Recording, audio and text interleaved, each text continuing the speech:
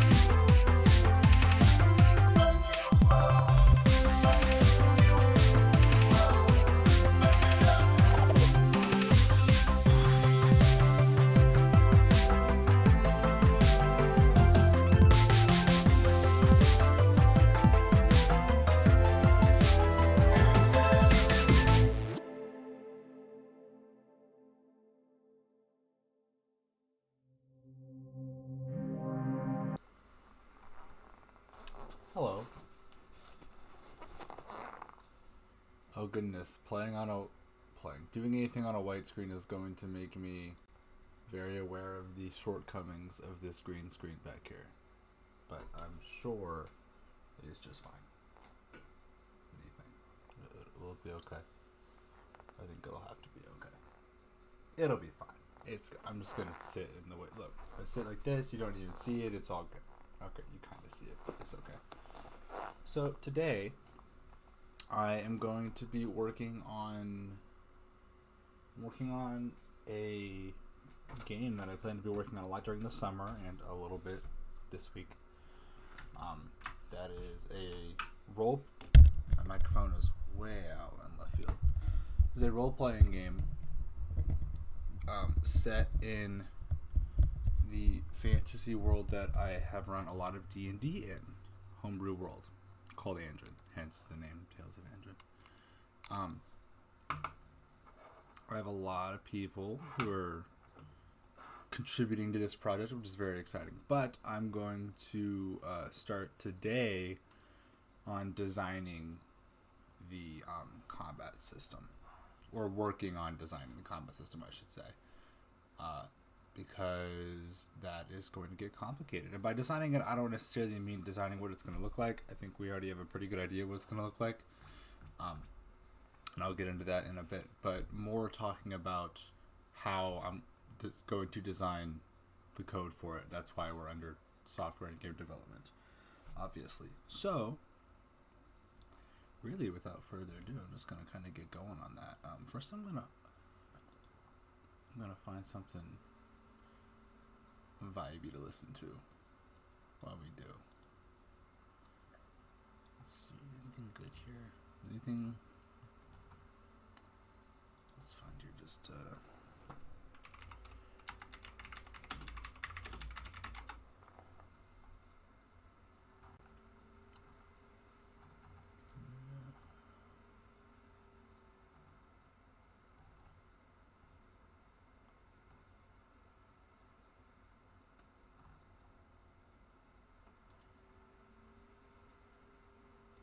Jump that down just a bit, but that'll do. I think that'll be okay. Okay. So, step one is to figure out what all. Well, first to talk about what the combat system is going to look like. It's going to look a lot like Final Fantasy or Pokemon, kind of turn-based combat. Probably less Pokemon, because that's like one active member at a time, where this is going to be more everyone's going at the same time. Not acting at the same time, but being in the combat at the same time. So if you look at let's see. I don't know if this will even pull up anything helpful. Like more classic role-playing games like this, right? That's kind of the combat system we're looking to build similar to. You can see this kind of thing. So I think we're going to exactly copy the blue background, white barrier or border, exactly same font and everything. So it looks exactly the same. I think that's what we're gonna do. No, just kidding. But this is the kind of style we're gonna go for, where it's turn-based and you have kind of a party going at once. So that's what we're looking to do. The question then is, we need to think about what needs to be able to happen. Like, what needs to be able to happen in the combat system itself, and what needs to be able to be brought over from individual participants in said combat system, right? So, like, if I'm going to have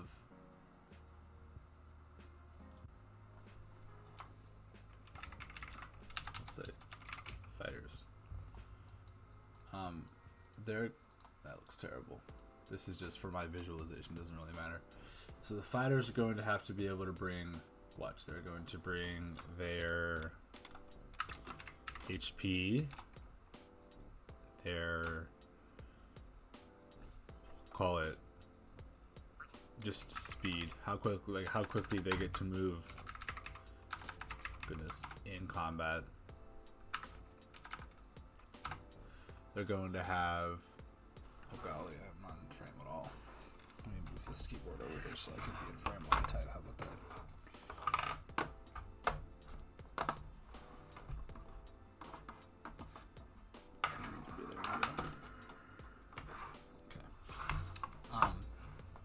They're going to be able to have their attacks, which in itself is going to have damage. How often they're going to hit.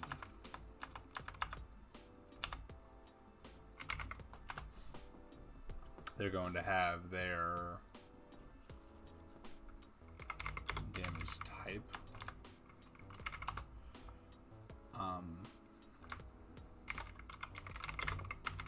Lasting effects.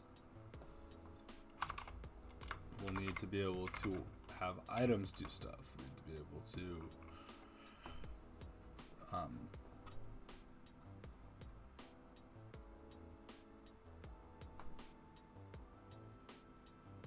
that's mostly what I think for what the fighters have to be able to bring. And then if you look over here, what the system has to be able to manage.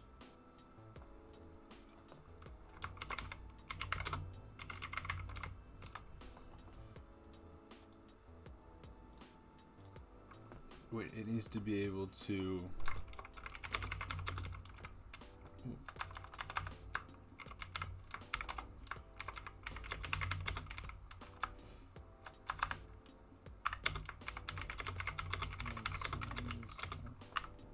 HP.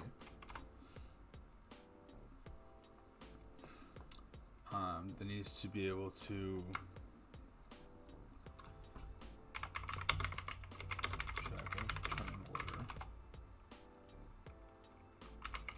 Needs to be able to prompt whoever turn it is.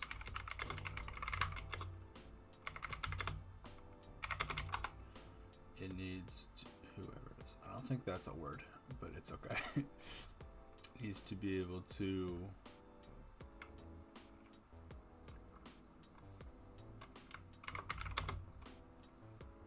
run monsters. Well, I should say make decisions for monsters. Well, I guess it'll run monster AI. It's going to need to be able to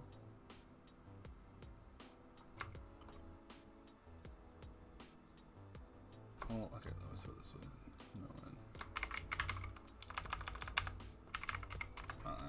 That was actually fine as it was.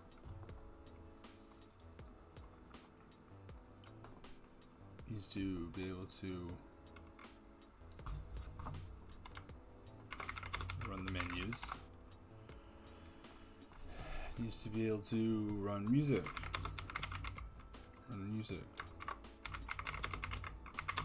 That could change based on how the fight's going.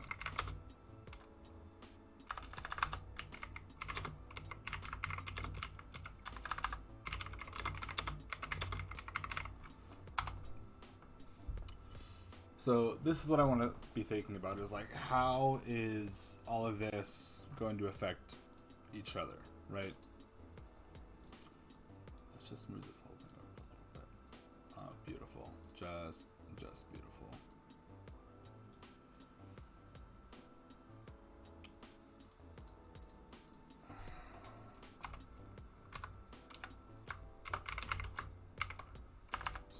Just bring this stuff, and the combat system can do this stuff. And I'm sure I'm going to think of more things I should have already thought about to add to this list. So if anyone thinks of something, please let me know that I forgot. So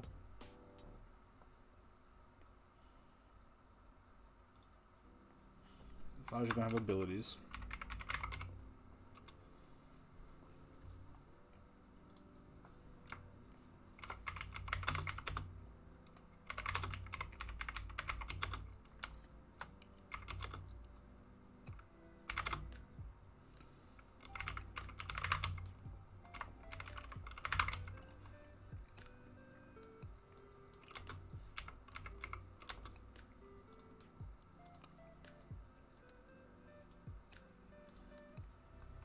So what I mean by react to the abilities of characters and monsters, like, for example, if an ability that the fighter has is I'm going to get a free attack and then make my normal action for the turn, that needs to be something that the combat system can handle. For example, we have is it handy? Yeah. So we have this item here, which existed in the D&D game in which this whole thing is based off of. And this item is extremely broken, I am aware. We did some hot fixing, but we still want to port over the general idea of how this item works. And one thing this item does is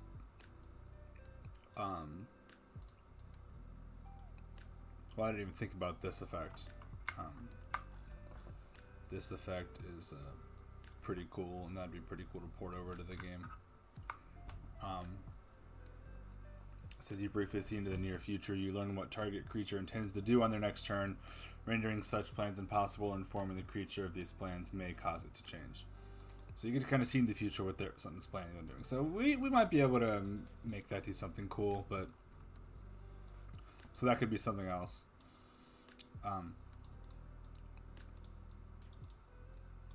This one here is target creature gains an additional action. So again, this is from D&D 5th edition, but we're going to port it over to this game we're building.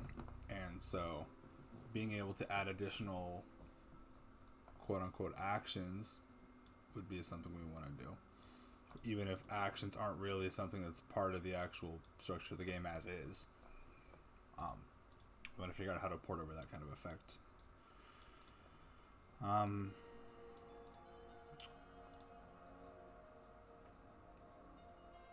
In the combat system, I guess, similar to needing to know when someone's at 0, needs to run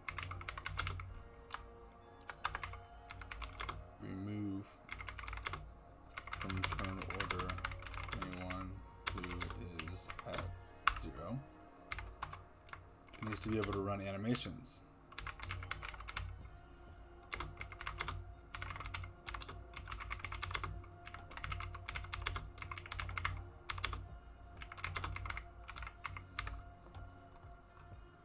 Okay, we are officially way too big on text size.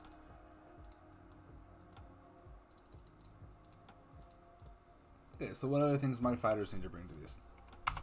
They might need to bring the spells they have, which kind of falls into their abilities, I suppose, but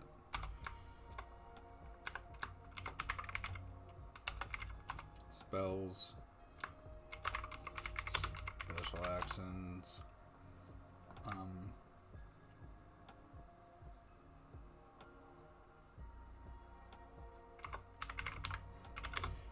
Efren's Queen shenanigans.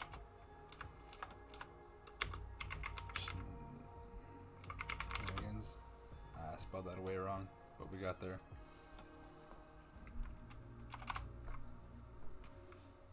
We could also have the combat system might want to react to your party that you come in with. I guess that's more in deciding ahead of a fight what actually is in the fight. So maybe that's less important right now. That's not really helping, is it? Okay. So those are kind of the things I want to be thinking about. So we need to figure out what these systems are going to look like that can manage that.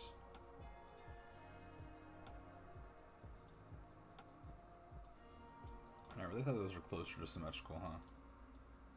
Let's just put that right there. Can bring this. Do that.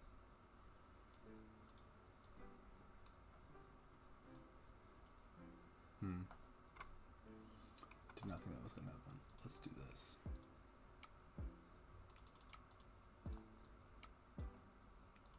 Let's bring that down. What the heck? Well, I guess that makes sense. Let's just undo all of that.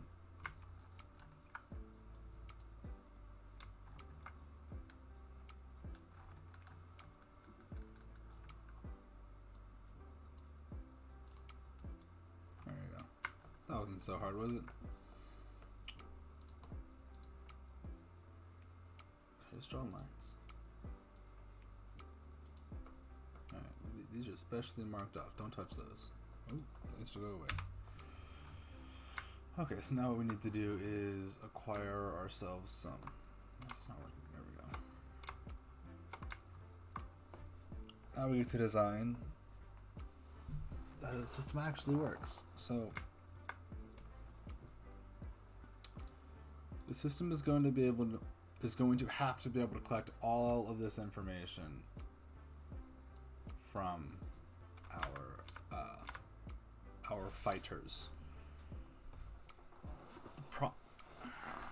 What seems to me the best way to do this is because in my limited experience with game development, very limited experience with game development, I found that if two things exist in different forms, even if to the player you want them to look like the same thing, if they exist in different forms, it might be valuable to just make a new object that looks the same but is in fact a different thing. So, like, what I mean by that is the overworld version of the characters, and the almost said underworld. I don't know why I almost said underworld. It doesn't really make sense. But does this work? I just want to draw. Can I draw? I wish it would just let me draw.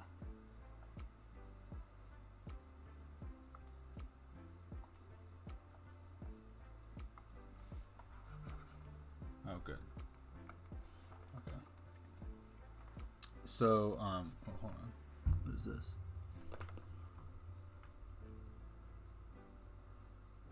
Okay, we're good. I figure if we want to have our character, right? Character, you're right here for now. And our character has... We're just going to name our character Aaron. Oh, I'm going to spell it right though. This is the name of the protagonist, so that is why I'm writing it here. So if we have Aaron, lovely, lovely Aaron, and in the normal game as it exists, can I please? He exists as a object that does a number of things, including but not limited to. There's a terrible way to draw this actually. So in the normal overworld, he can move. He can talk with NPCs. He can interact with stuff. Press A. And he can... What else does he do? He delves into dungeons. Right? He does all this stuff that we don't do during combat, because that's like overworlds. Also, please enjoy my awful handwriting. Now, if we go over here, we have... Oh, hello. Combat Aaron. Combat Aaron does different things. Combat Aaron, he might shoot. He might swing a sword. He might use a spell. He might drink a potion, right? Like, he has all this stuff that he doesn't do in combat, that he does do in the overworld, and he has stuff he does do in the overworld, does not do in the overworld, he does do in combat. So it's kind of silly to me, because these things are going to work so differently, to have them work, like be built in the same code when like the things that they do that interact are very limited. There's not much that they both do, right? So while thematically it's the same character doing these things, it's like a totally different thing doing them. So what I would do is I would just make two different objects. There's an overworld errand object and there's the combat errand object, and then you write this code just in two completely separate places. That's what I feel like is the correct thing to do, right? So yeah, I don't need any of this anymore. I don't need any of this anymore. Let's just... Is there a button over here for this? I don't think so. So, I guess what I want is to think about what I want. Like, how are we going to do this? So, like, one thing we could do is have the basic... well,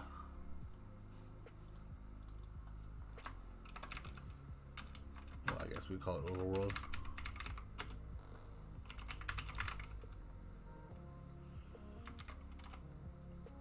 So the overworld character has all this stuff, right?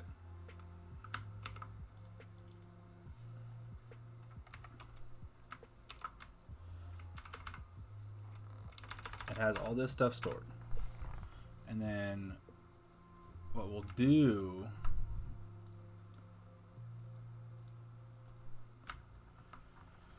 is whenever combat happens, right? So we have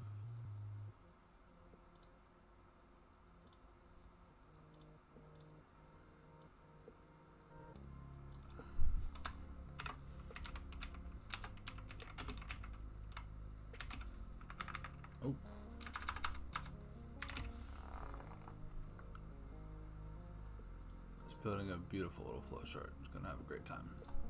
So when combat starts, that's going to put us into creating the combat object. So combat character. And then the combat character is also going to need all this stuff.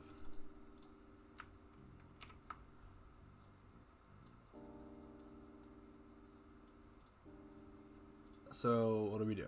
What I suggest we do is I think we just literally, when we create the combat object, we're just going to take all this and just go, oh, okay, we're going to copy that one. Oh, that's the wrong one. Gonna copy that one. Gonna copy that one. We copy all this stuff over. But the thing is, the overworld character doesn't have the code to use all this stuff. Like, it knows that hold on there, buddy. I don't want to delete that. I just want to delete these. There you go. Like, the overworld character has the HP, and it has this speed, and it has even some info on the attacks that it has, but it has no code that actually uses this or knows what to do with it. It just like stores the object. And honestly, the attacks, half of them might not even be in the inventory of the character, or it might not even be in the code of the character. They're just in the inventory. So like if I have an item, like if I have a greatsword, the greatsword does X amount of damage, and it has this much of a chance to hit, and it does this type of damage and leaves this like hemorrhaging blood effect, right? That's all even stored on the items that this person has. So you're going to take all that and put that into the combat character. Or honestly, it might even be that we have this second category. The second category down here that is so we have this character's inventory where we have half this stuff. So instead of all of this being in the player's code, really it's just that, you know, the let's see, items would be there, Efren's queen would maybe be there, but like,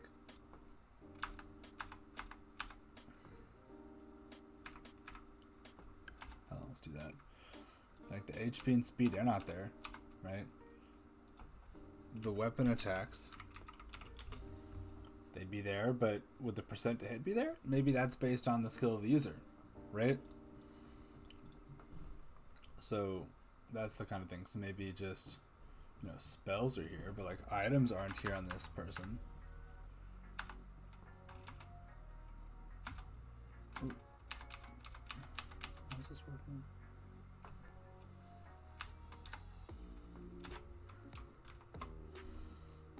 But then like none of this is even here, right? Oh, mess it up again.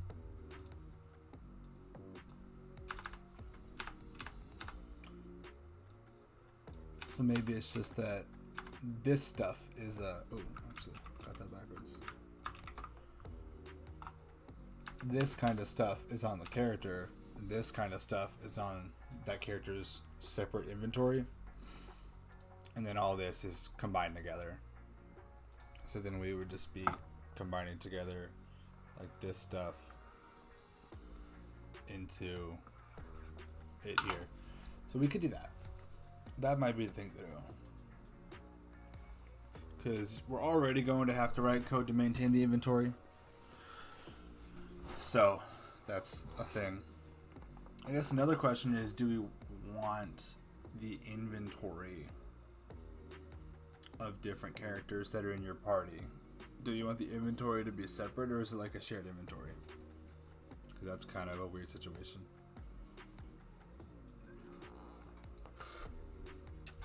Just another decision we have to make.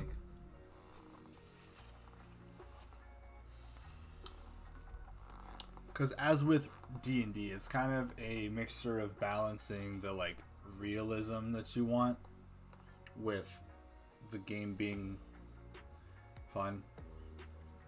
So like, is it too annoying to have it where the like, is it too annoying to have it such that the items are separate from person to person? So then like, if I have Aaron in my party and then I have Roy in my party, is it going to be annoying that Roy can't access the potion that Aaron has in his inventory because I guessed the wrong person to put the potion in the inventory for? Like that seems to me like it could definitely result in a bit of a feels bad, right? So that's kind of tough.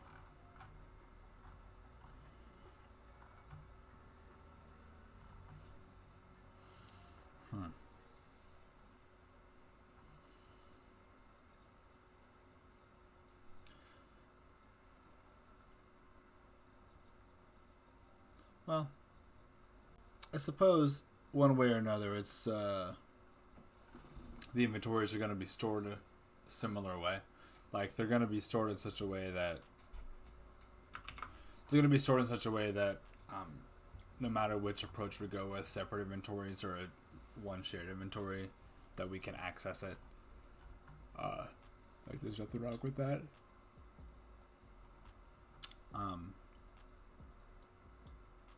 Keep doing this, thinking we're on here.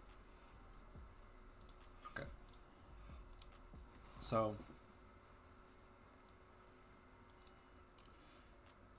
the reason that, well, hold on, let me think about this.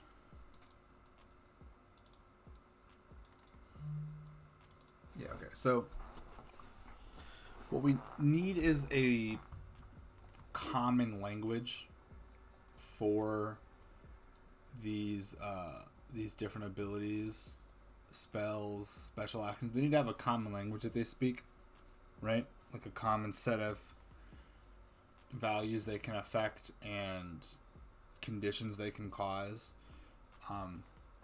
So we're not just making each individual thing from scratch, because that'd be ridiculous. So,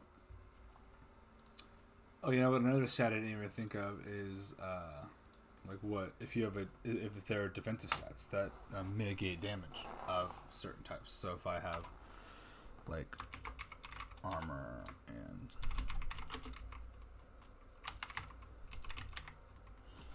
obviously we could call that something different. That's not a big deal, but we do have to decide what it is, what these do and how they affect everything. Okay, sorry. So all of these things, HP, armor, magic resist, speed, and even some abilities will be affected by things you have in your inventory. Like if I have a item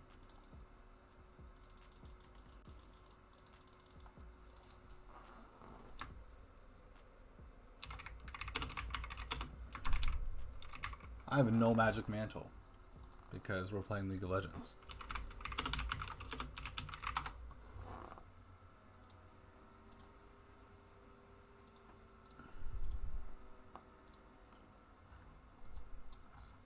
We have a no magic mantle.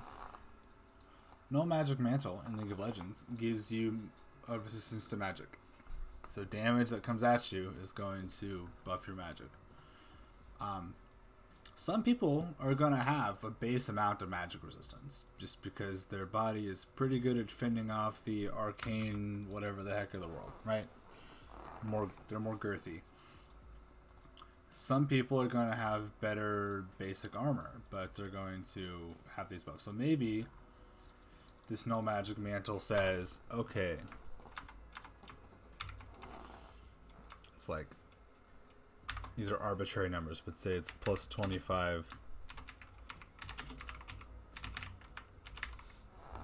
Did I spell that right? Ain't no way. Resistant. Okay, cool. I think. I don't know. So we'll say it gives you plus 25 magic resistance. Well, if Aaron has base magic resist of...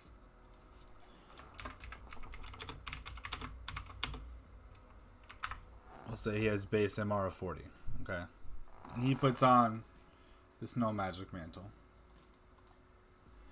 Can I just Control Shift? What is this?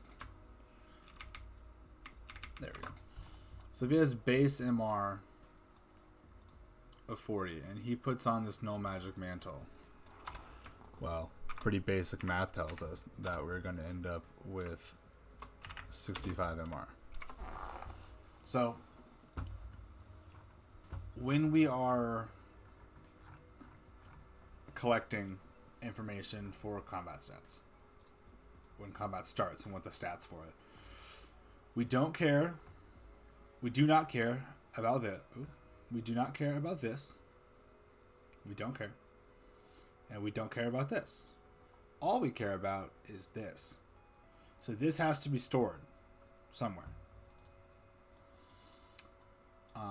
What may be the best way to collect that number is when combat starts, we say, we do a scan. We scan for each character. We're going to check, okay, what is your base? What's your base magic resistance? Okay, hold on to that number. Then we want to say, okay, what is your, every item in your inventory, what is your bonus MR? Oh, okay, we got a total of 25 there. Great, we're up to 65. Okay, now we want to check any, like, special effects that are on you right now. Are there any, like, spells affecting you? Or, like, the gods helped you, or whatever. You have an effect, like an effect on you. So we have our base MR, which is 40. We have our bonus MR from No Magic Mantle, which is 25, up to 65. And then the goddess that we're serving gives us a special boon that gives us +5 to all defensive stats. So now we're up to 70. It needs to be able to get that 70 number without really caring that much about these other ones.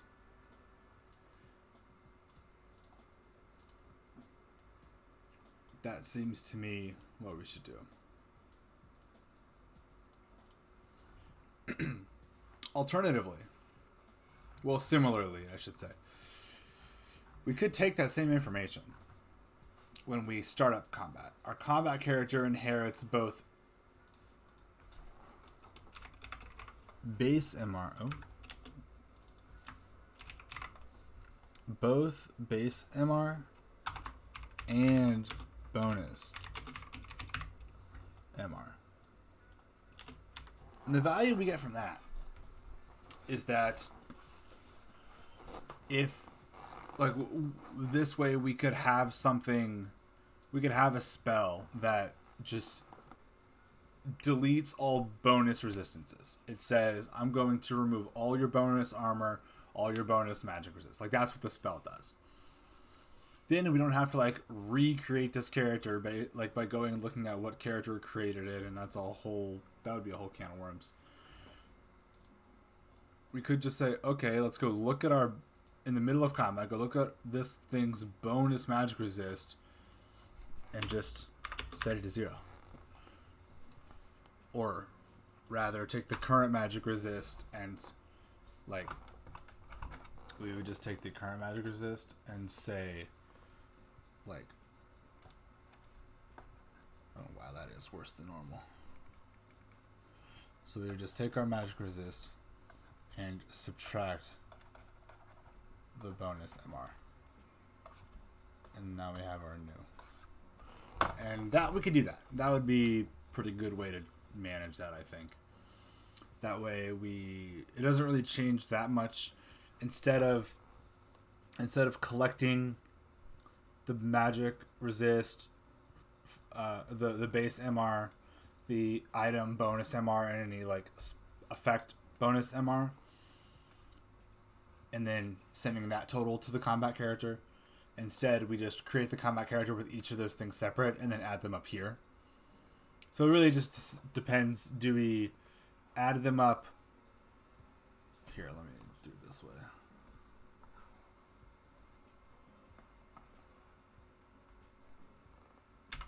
So the real question is, are we going to add them up here and then send them? Or just, which is what I was just talking about doing. Or we could send them all here and then add them up here.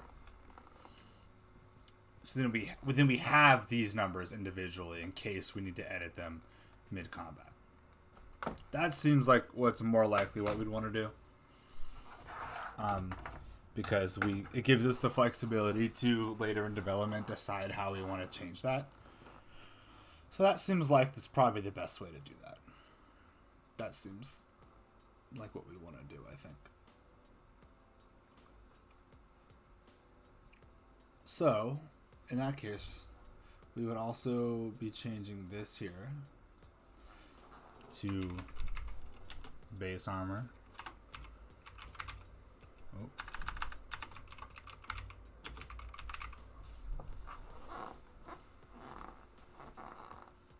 Now, I suppose while we're going this far, we could break it down further if we so decide and say bonus armor from items versus bonus armor from magic. So, like, if someone casts a spell that was like a magic shield and that just provided armor, and someone used an ability that, like, disintegrated your armor, right? You would lose the armor that came from the physical armor you were wearing, but you would keep the bonus armor that came from the spell effect. That's something we could do. That would be a thing. Like, one more thing to add, but I don't think that's much of a stretch.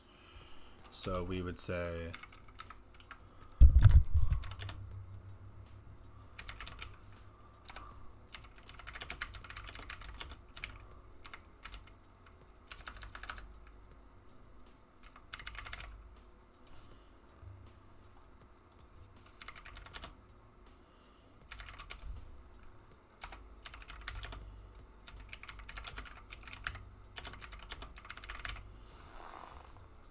and you just do this for every relevant thing. So like HP, there's not really gonna be, in my mind, there's not really going to be a item that buffs your HP. I mean, I guess that's wrong. There could just be a magic necklace that gives you bonus HP. So maybe we do the same thing there. So we say base HP, bonus HP from items, bonus HP from effects.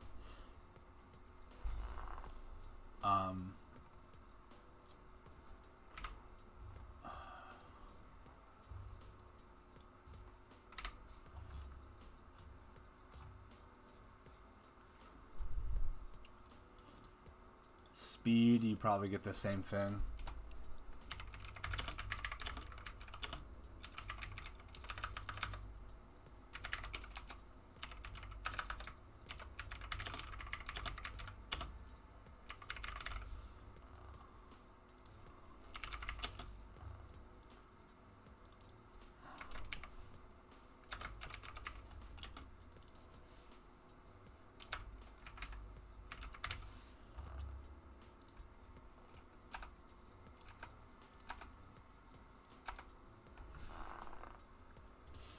So this is the stuff that we're collecting from each character that is joining the combat.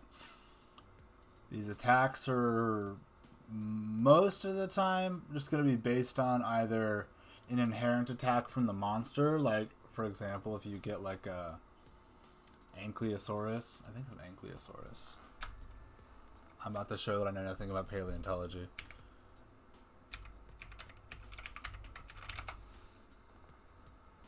So close. I was right that it was an Ankylosaurus, though. So an Ankylosaurus, right? This thing has this big club-like thing on the back of its tail, which you can use to smack stuff. As you can see, here's a It's not a T-Rex. It's like a big crocodile, I guess. Here's a T-Rex. Anyways, if you have it doesn't really matter. It has this big club on its tail, right? And it swings it side to side to smack stuff up on its sides. Like this poor guy. Just get absolutely smacked by this club. So that would be like an attack that's like inherent to the actual creature. It's not inherent to an item the creature has. But of course, if you, I'm not going to Google this, but if you just like have a sword, you know, this stuff is going to be built into the sword.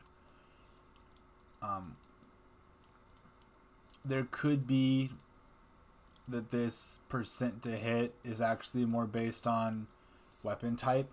So really what we would want from this instead of percent to hit is weapon type. And then we have stats based on the different weapon types. So like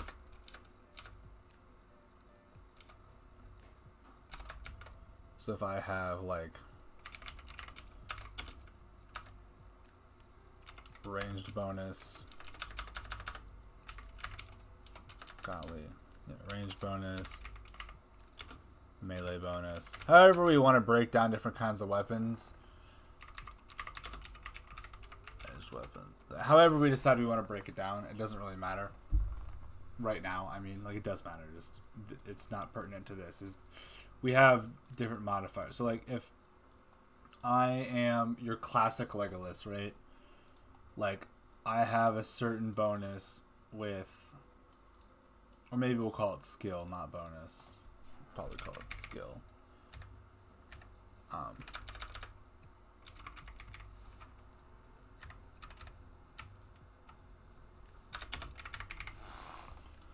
If I'm your classic Legolas, right?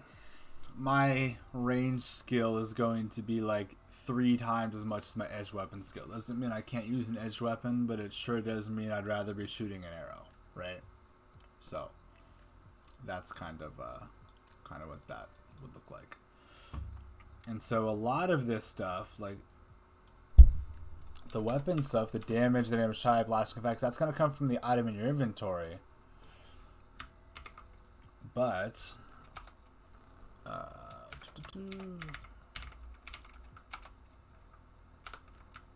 that's going to be right here. So I think that's more or less how this would break down. Like, obviously, we're going to add more stuff to this list as it comes up. But that's the idea, is we're creating a new object that is our combat character.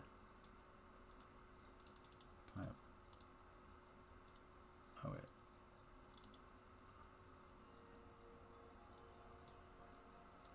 There we go. We're making a new object that is the combat character, that is based on a combination of the overworld character, the overworld character's inventory, active effects on that character, and we do that for each thing in the combat. And then everything in our combat is based on this stuff.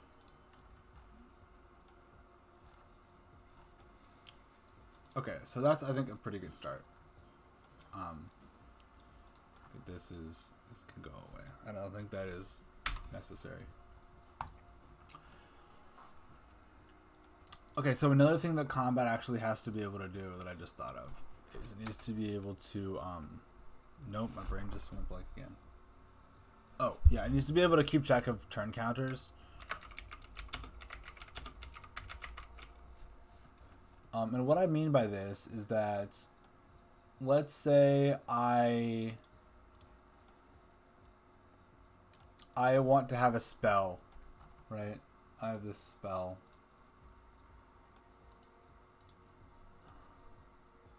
Change the color of this. Oh, it's the same. Oh, I can't. Here we go. Let's here we go. Scary spell. It's very scary. What the scary spell does is, scary spell says target monster for the next 3 turns has a 50% chance of missing attacks. So you pick a monster or enemy, it doesn't, I guess. Oh my.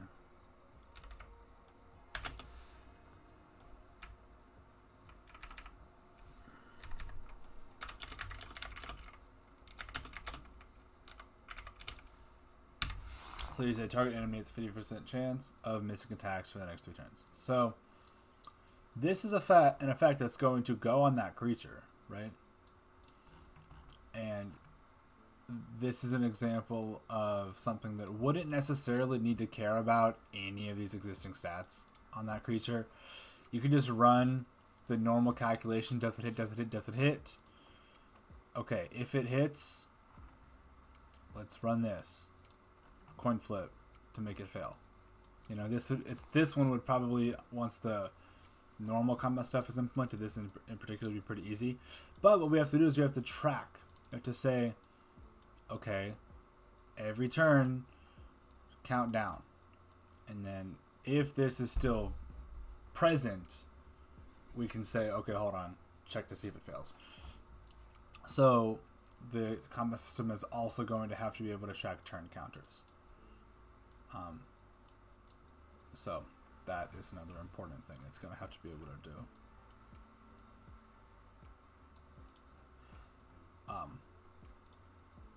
Goodbye. Oh, leave a scary spell. You're kind of funny. We'll put this. Let's put you up here. We might need you later. I don't anticipate it, but who's to say? So that's a kind of an idea of what all this is going to need to be able to do. So I'll probably go like this.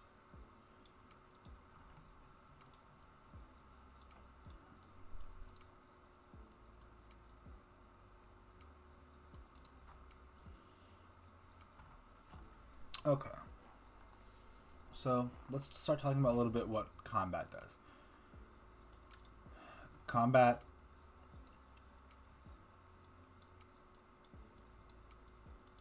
is so it's gonna have a start of the round. So let's get some example guys in here.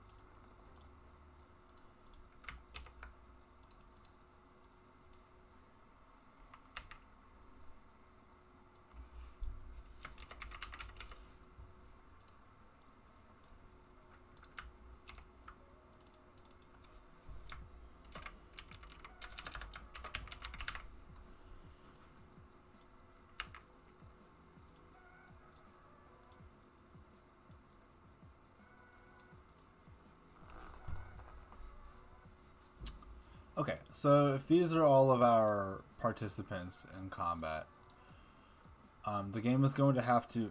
Okay, hold on, let's actually... Come over here. The game is going to have to, at the beginning of the round, it needs to do this. It needs to say, okay, so we have this cleric who has a speed of 8. We have this monster who has a speed of 6. This one has a speed of 5.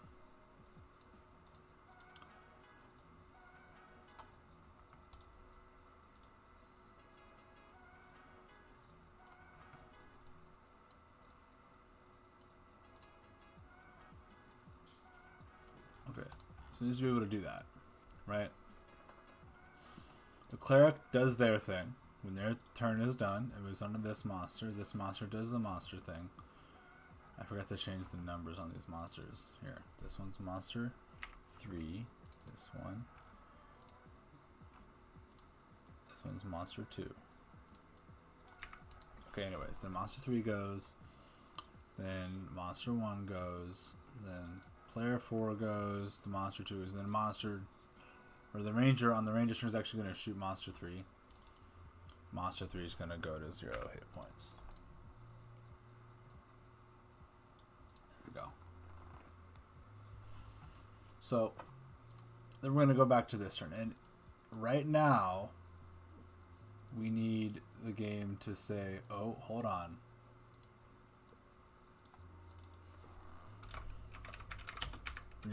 The round needs to go up to 2 now. It needs to know to do that once we start at the top of combat again. Now, this is going to seem to anyone who's played D&D very much like how initiative works, and it is. Because it's a good system. For this, anyways. So now we need to know it's round 2. I'm going to go through, do the same stuff again. Oh, except for on the cleric's turn,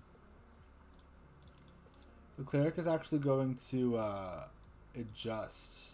It's going to adjust the, we'll say this monster. It's going to adjust this monster's speed by 5. It's going to actually go minus 5 speed. So this monster's going to go to 0 speed. So the cleric's going to go, and like, we're going to go ahead and go to the next highest speed. Okay. The player goes, then the monster goes, then the ranger goes, and now finally this monster goes. But unfortunately, it's pretty low now. Now it's down to 2 HP. Alright, we're back at the top of combat. Gonna go to 3 again. Now, there's nothing formally happening at the top of each round unless there's an effect that needs to happen. Such as the effect that we put on this monster only lasts for 1 round. Well, we're back at the top of the round. That timer is going to expire and he's going to go back to, what was he at? Like 5 speed. So now the cleric's going to go. Do whatever the cleric does. This monster's going to go. This player's going to go. Who successfully kills this monster, by the way. So good for them. This monster's going to go. And then the ranger's going to go. Going to go up to round 4 now. Where the cleric does the killing blow on this monster. The code continues to check through the rest of combat to make sure there are no enemies. And then allows combat to end. That's what it needs to be able to do. So now let's run through an alternate scenario. Okay. Alternate scenario. That looks terrible. Okay. Round 1.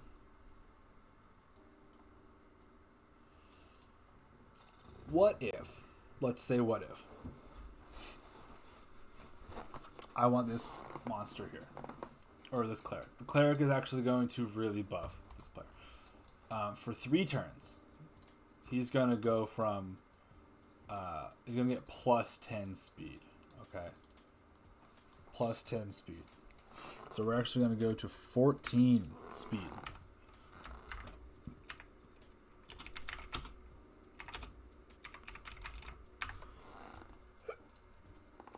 Okay, so he has 14 speed for 3 rounds. Well, we already are at speed number 8 in our countdown, so what are we doing here? What's next? What we do is we're going to go, instead of just saying each round we organize them in order and then go 1, 2, 3, we're not going to do that. Instead, we're going to have their speed be present and just say each round we're going to count down from whatever arbitrary number is going to be higher. Actually, that's a bad way to do that. That's a bad way to do that. How do I want to do that?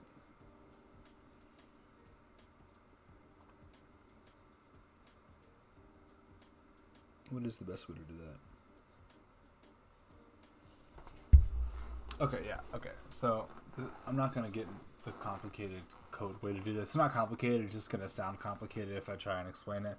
But basically, instead of organizing them in order and then just going boom, boom, boom, boom, boom, boom, we're not going to do that. Instead, we're going to say,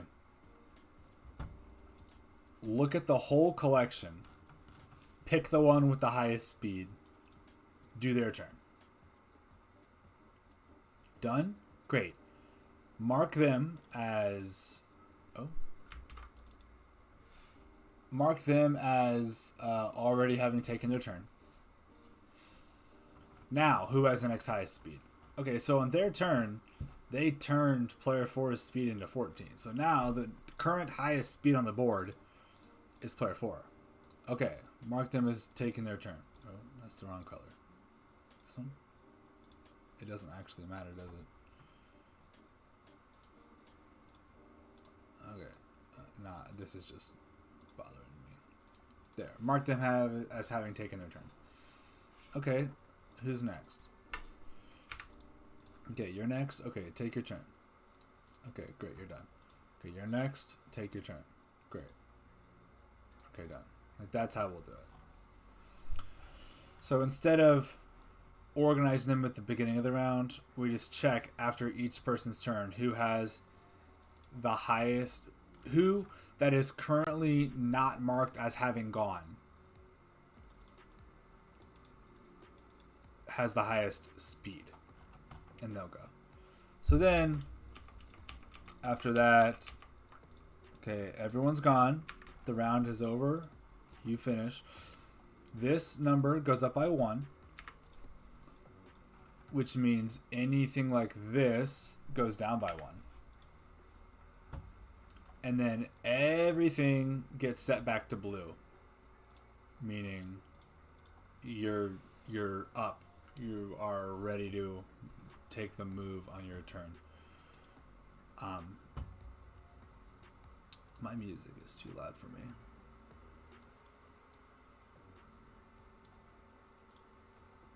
Okay. So that, I think, is probably the way we want to do that. We got a message on the Discord, the development Discord.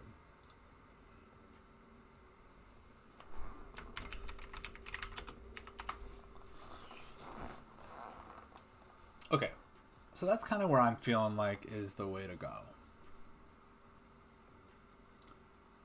That accomplishes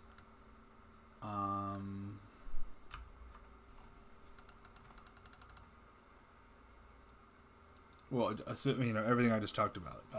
I guess actually similar in that vein is before we give someone the opportunity to take their turn, we check if they have a positive amount of HP, or rather an amount of HP greater than 0.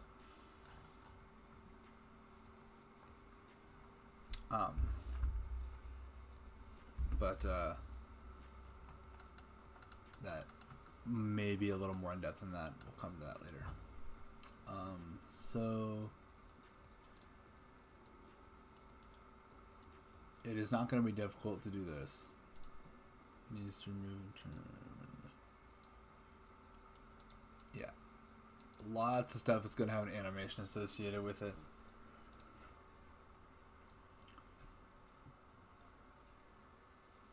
Keep track of turn order. That's what we really kind of solved there, is how we're going to do that.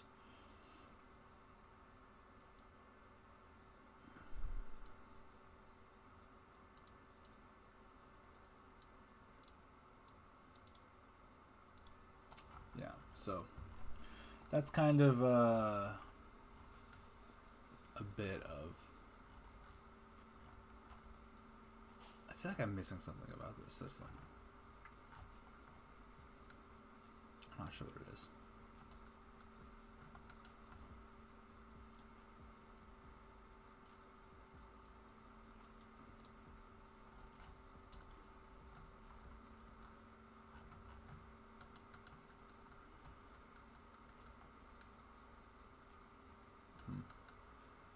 Well, I'll come back to that a little later, I suppose. I'm going to take 5 for a minute and be back shortly. So, if I think of whatever it is that I feel like I'm forgetting, I will address it when I return.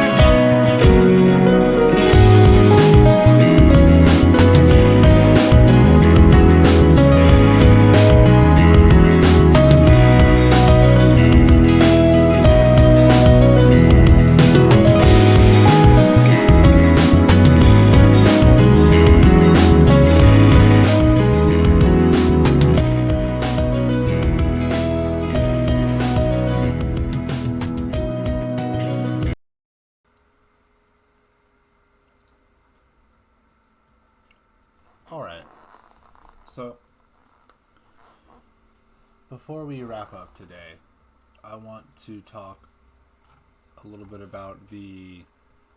Earlier I kind of said the code has to have a shared language of, like, things that can be interacted with, basically. So the code knows how to do that. And, like, for example, if I have...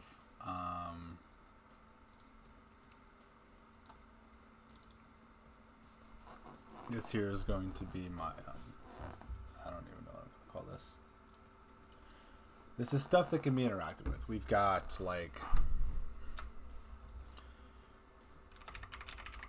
fighter HP, obviously. We have...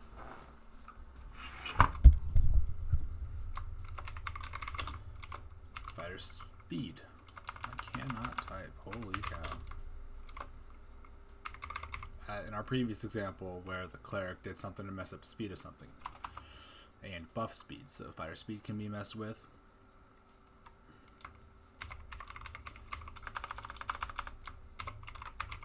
Bonuses from items.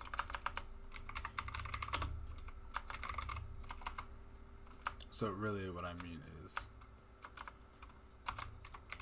item bonuses. And that could be for HP, speed,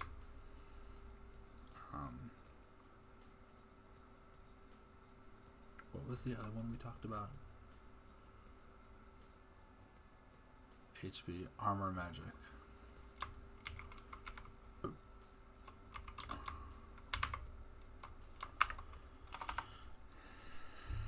then we have effect bonuses for the same thing. Those are probably going to be much harder to interact with. They probably work pretty much the same. We've got well, those are the main things, honestly. Other things might be legal targets. So, like, if I have all of the enemies as a legal target, but, like, I'm against a boss and they have some little thralls, and the boss says, okay, for one turn you can't attack me, or as long as I have these thralls, you can't attack me. So you have to take out the thralls first, and then you can attack the main boss. That could be something. The actual fighters in the battle. Holy cow. What I mean by this is, if we want to have a boss that spawns new bad guys, they need to be able to interact with those things that are actually in the list of fighters.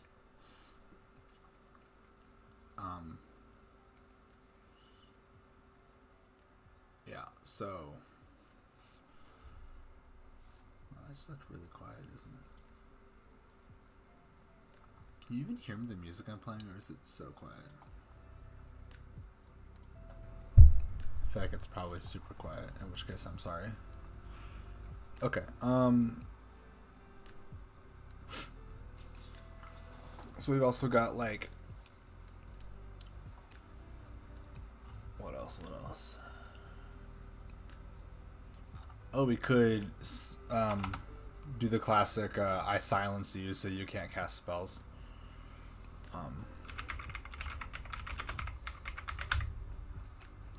Could do that. That would probably be something used somewhat sparingly, but we'll add it to the list.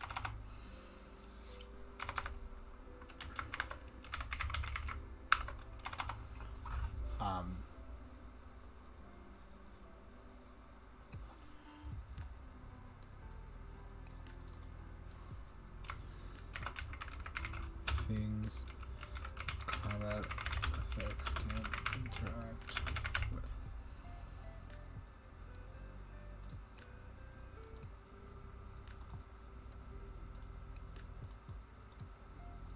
Can I merge these together so I can merge? Oh, there's a group. All right, okay, great.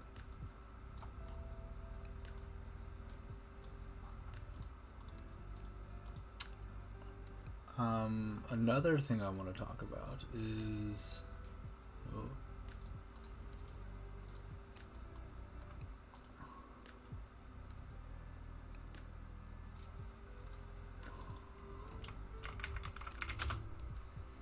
things player can do. What can the player do? They can attack.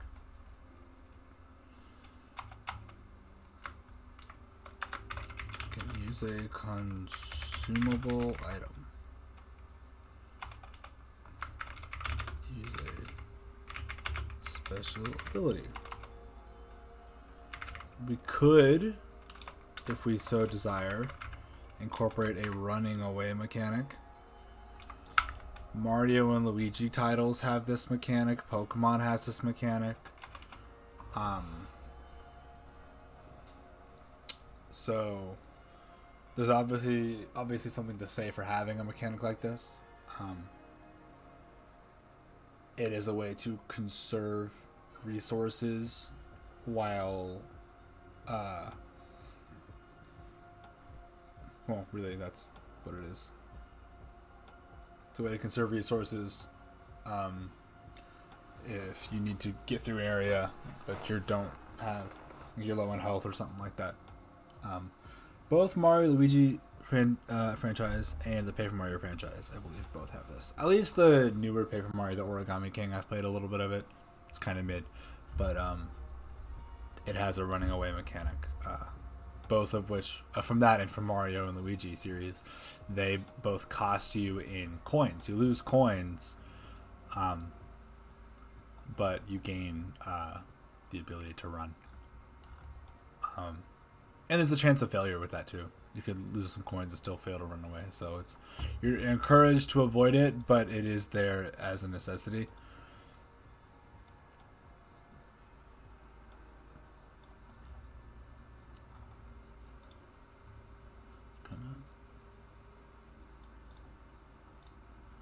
It's not working. Alright, whatever. So they can attack, be special ability, cast a spell. And spells could do all sorts of things. They could, I mean, that's obvious, I guess, but like, they could heal, they can attack, they can do an AoE attack, they can do special status effects like buffing speed, they can inflict poison, all that kind of stuff. So I guess, example of items that we'd want to be able to do things are, I'm just like throwing stuff on a board right now, as you can tell, just kind of throwing ideas out and seeing what sticks. We're just gonna do this not stupidly.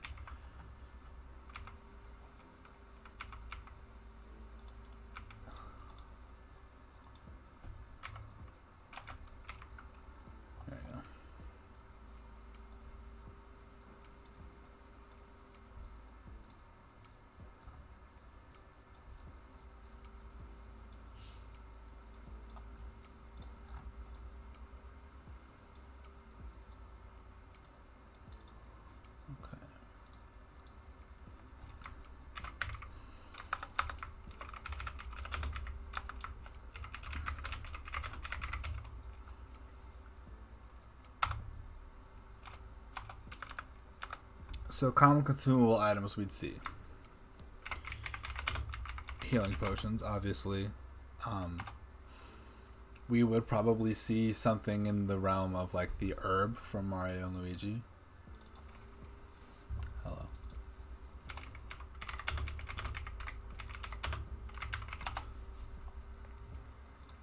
So this is an item you see in Mario Luigi games. Refreshing herbs. Here's them. Oh, this is Paper Mario. Oh no, it's not. There just is Paper Mario there. That's weird. I don't know what's going on there. What game is this? Oh, it's Mario and Luigi Paper Jam. Huh. So refreshing herbs, anyways, is a item you can get. Oh no, what am I doing? Looks like this. No picture of like in your item. Yeah, like refreshing herbs right here. And you'll... Hello. Thank you. I've been delivered upon with coffee. Coffee has been delivered to me. Thank you. Shout out to my wife. Okay, so I've got refreshing herbs here, as you can see. Oh no. And what refreshing herbs do... Oh, I thought I was going to tell you there. That's a shame. Okay. I guess I can just tell you. What refreshing herbs do is they just remove all status effects. They're kind of like a... from Pokemon. Elixir, I want to say. No, Elixir restores PP. What is the one that... Full heal, I know, does it, but also heals you. Basically, something that removes all status effects. Aether, maybe. I cannot spell. Holy cow. Removes stat. Something that removes status effects. It could be basically like steroids, like it pumps you up for a time. Kind of like a temporary potion, like it temporarily affects, like it's like a temporary spell effect. Steroids.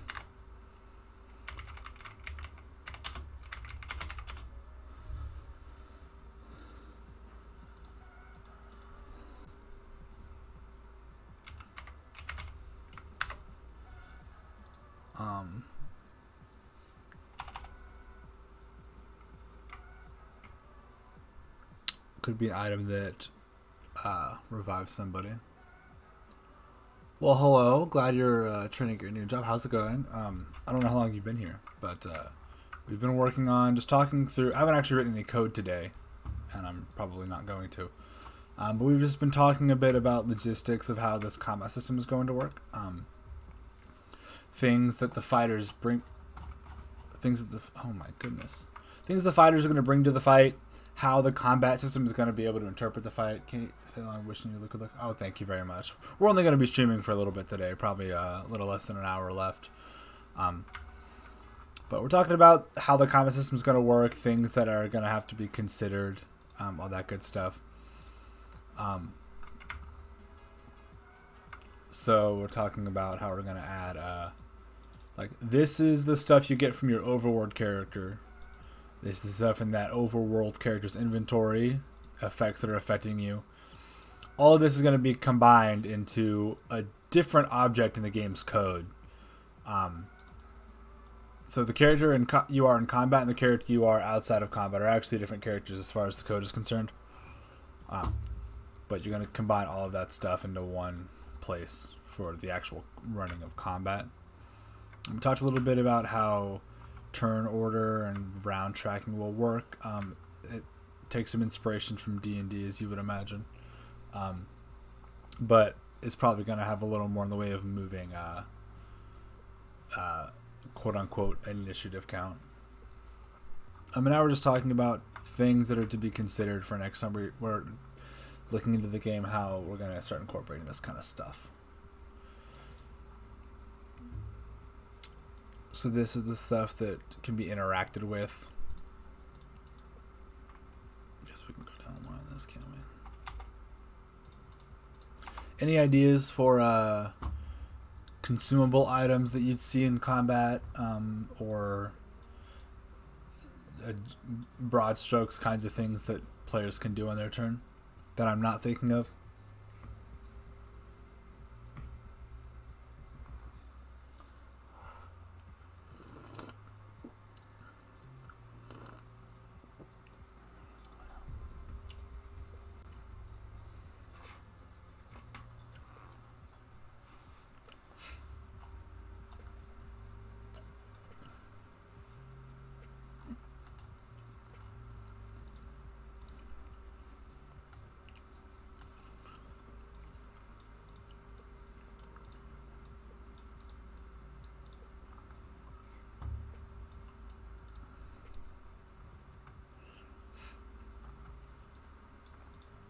I already put cast a spell here. Okay, good.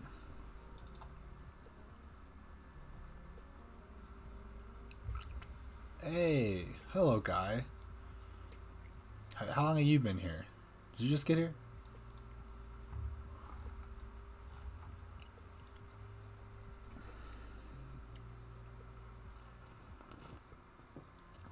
Okay.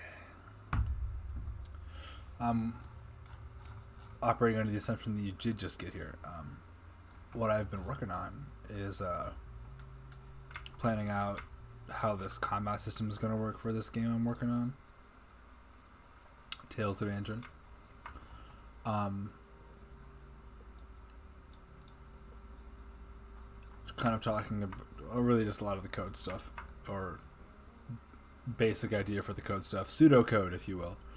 But right now what I'm thinking about is things I need to be able to consider in the future. So if you have any ideas for any of this, let me know. The first list, as you can see, is the things that combat effects can interact with. So this stuff needs to be coded. So as you can see, we've got obviously like the HP of people in the fight that has to be able to be interacted with. The speed of someone, which is like how quickly they'll get to move.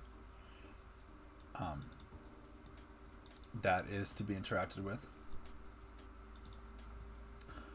Bonuses from items is something that I'm anticipating wanting to interact with.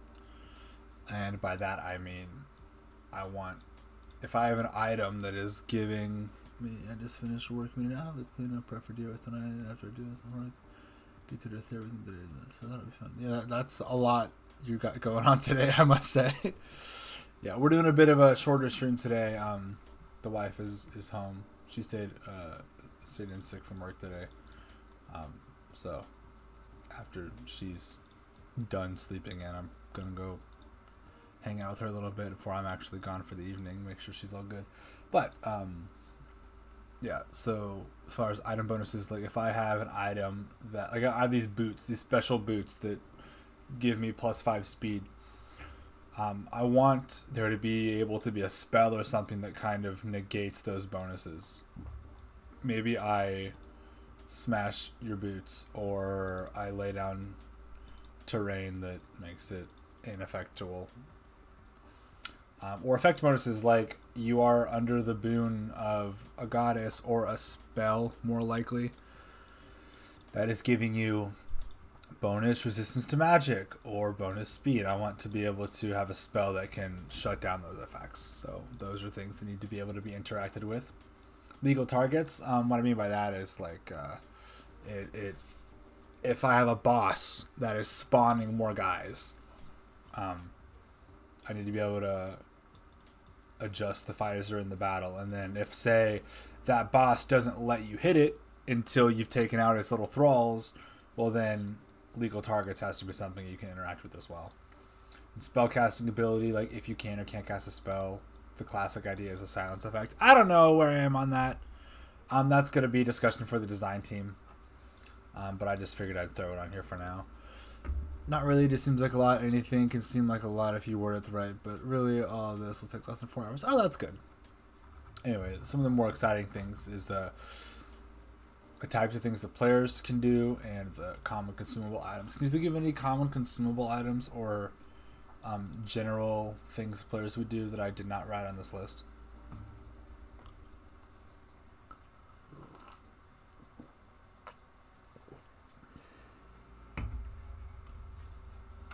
I should really change steroids to be in quotes, because I do mean it in quotes, so not literally steroids. Well, I guess it could be, but as of now, not necessarily literally steroids.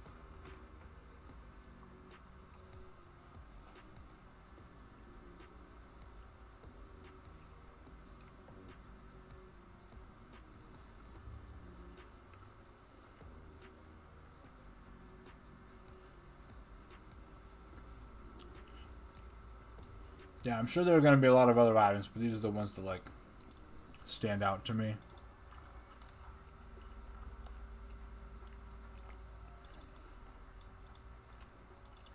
Oh, probably come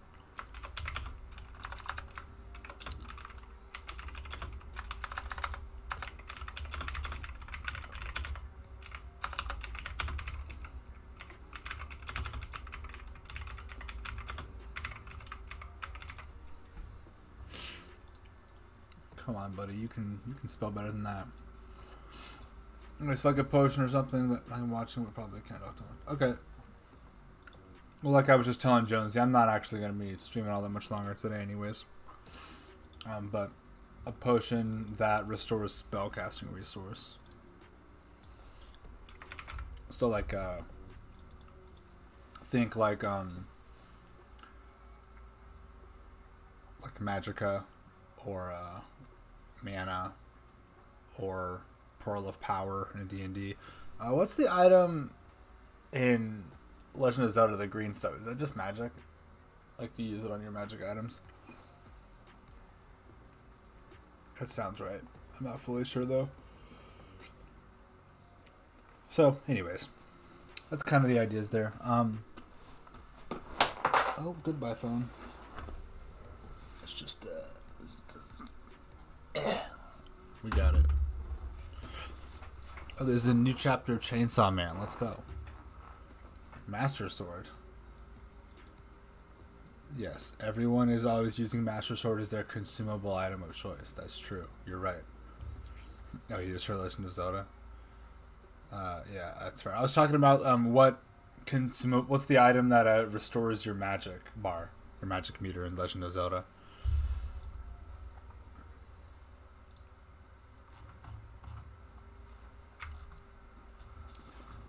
Hey, can you think of anything, Tuckman, while you're here? That I'm not thinking about that should be on one of these 3 lists here? The magic meter, like in Majora's Mask, like when you fly around, it uses up your magic meter, or in Ocarina of Time, if you use like one of the goddesses' spells, it uses your magic meter. I think Wind Waker, if you use the leaf, might use your magic meter. That might not be true.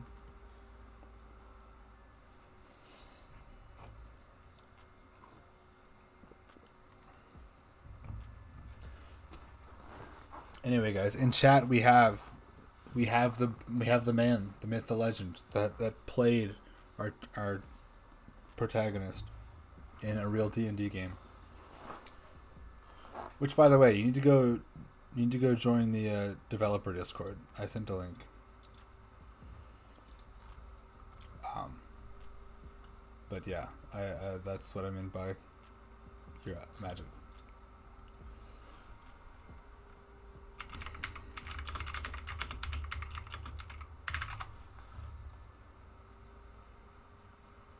This, look, this green meter under your health.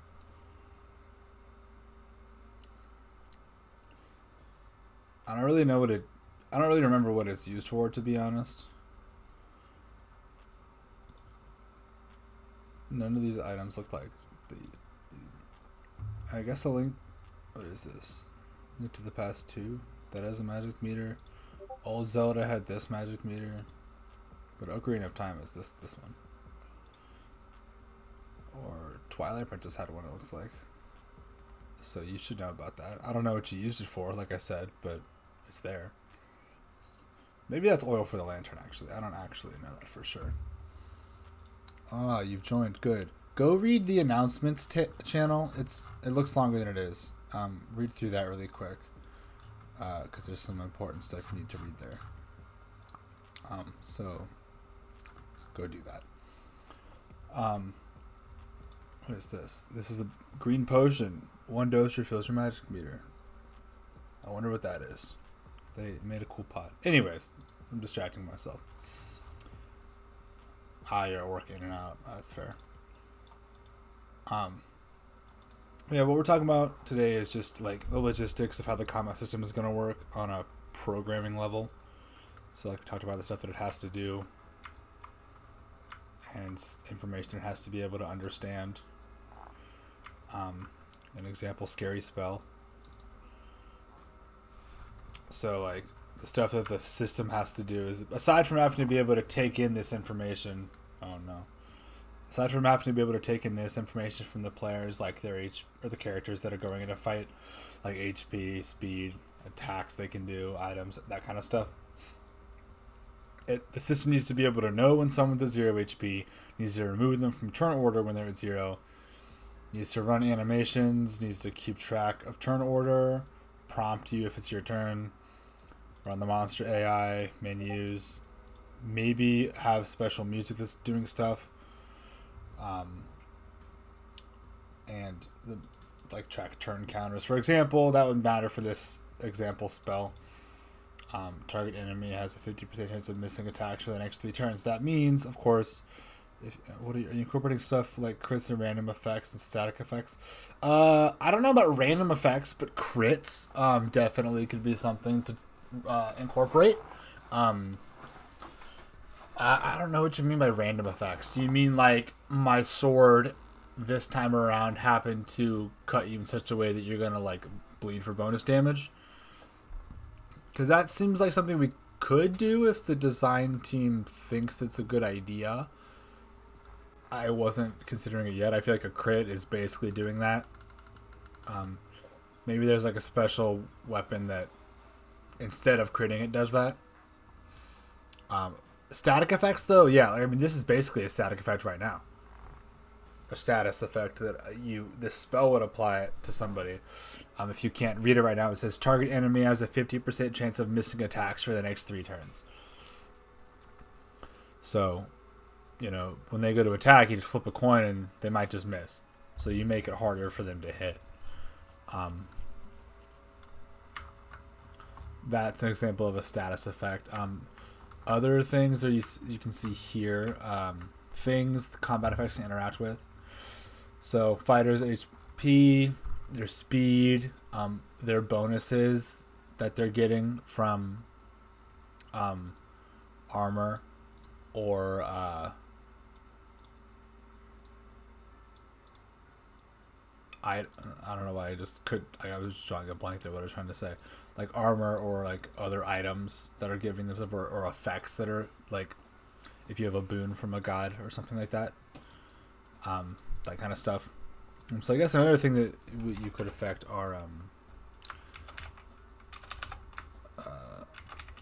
fighter statuses. So that's another thing that has to be able to be affected.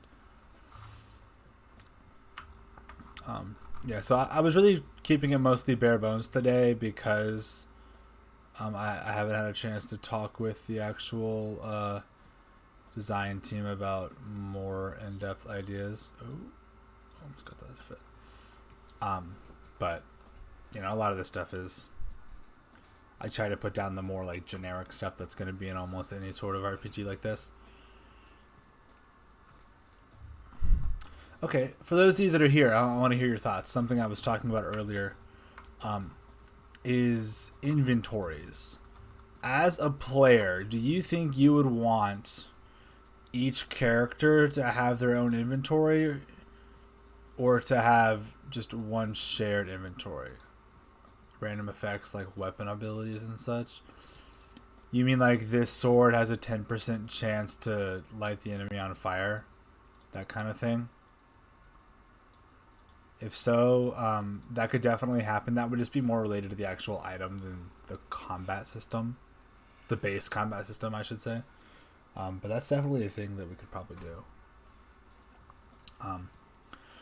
But I want to know if you guys think that you would rather have your characters have individual inventories or a shared inventory. And the reason it matters is because if there's like a collective inventory, each character with their own, but as a universal spot. What I mean is like, if I have Aaron, Roy, and Titus on my team right now that are in combat, and Aaron can reach into his bag and pull out this health potion and drink it, or Aaron goes down, could Roy reach into the same bag, pick out a health potion, and give it to Aaron? because like it's the same inventory, right? I was talking earlier, it's kind of about balancing realism with actually being fun, and I lean toward like the party just has an inventory, and they like aside from equipped items, like the inventory is just amongst the whole group. That's what I would lean towards. That is something to discuss, I suppose, though.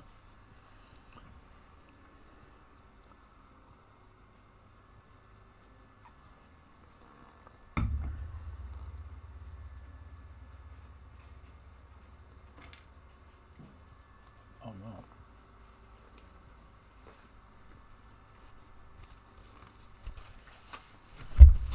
The storage area that everything go to is party loot, but everyone has inventory of specific items that can have like 5 slots and they invest.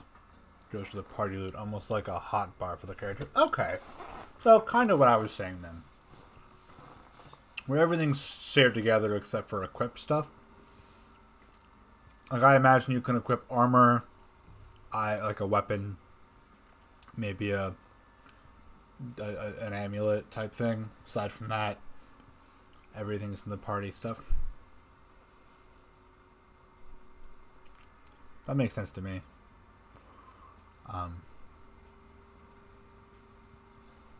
Yeah.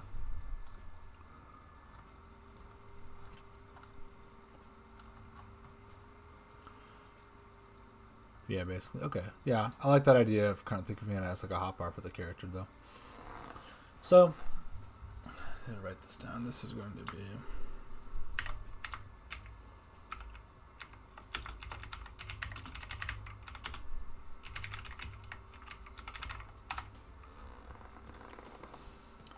as you can see, we are officially TOF.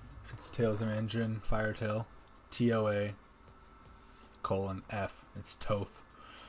Equipment slots and usable slots. What would you put in a usable slot?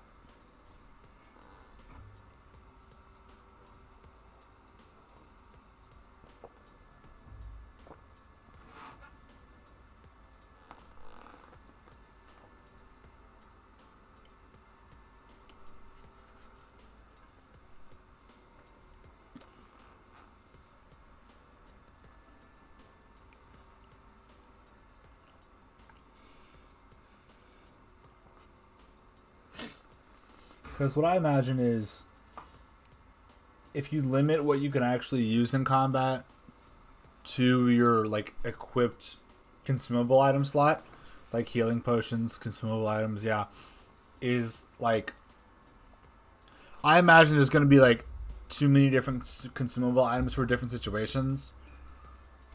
So unless you mean that you could use these items on different people, so like if I say Ophelia could use her equipped consumable item on Dan, then that makes sense to me. But if it's like only the item I have equipped to me I can use on myself, I feel like it's going to be a little limited. Because like you don't know which of your party members the bad guy is going to like poison, right? So who do you decide is going to get to hold the antidote as their antidote, that's what it's called. The antidote in their slot. No, you can use it for anything, but it takes your turn to do so. You can use it for anything, but it takes your turn to do so.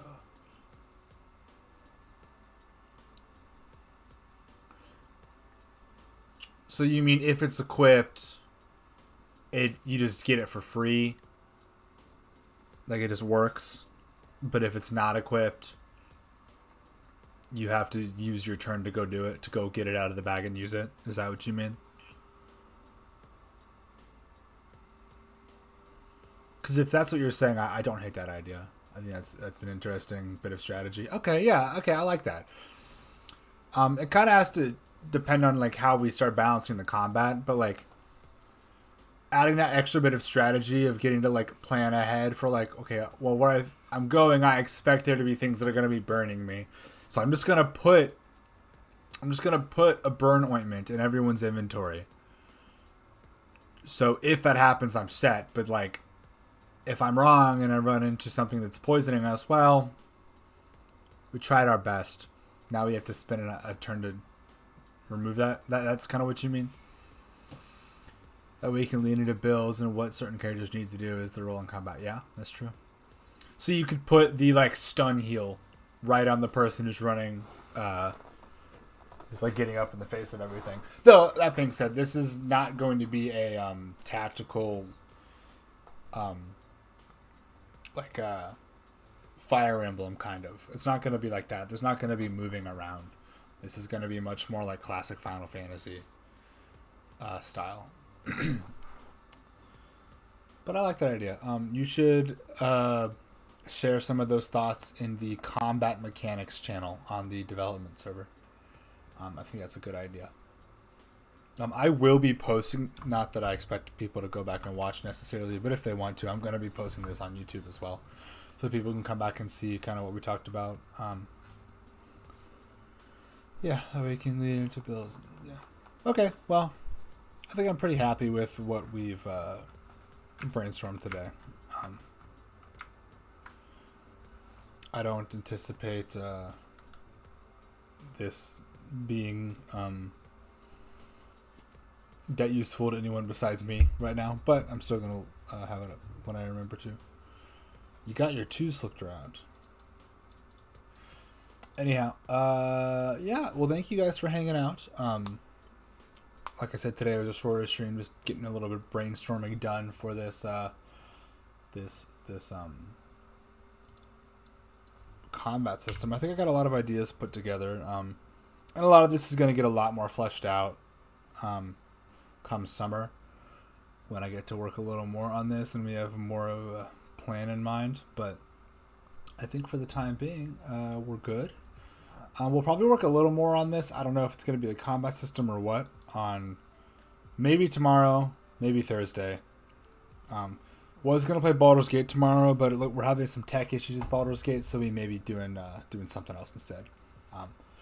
So I don't know if it's going to be this, going to be League of Legends. I don't know, but I hope that everyone has a lovely day. Thank you guys for hanging out for a while.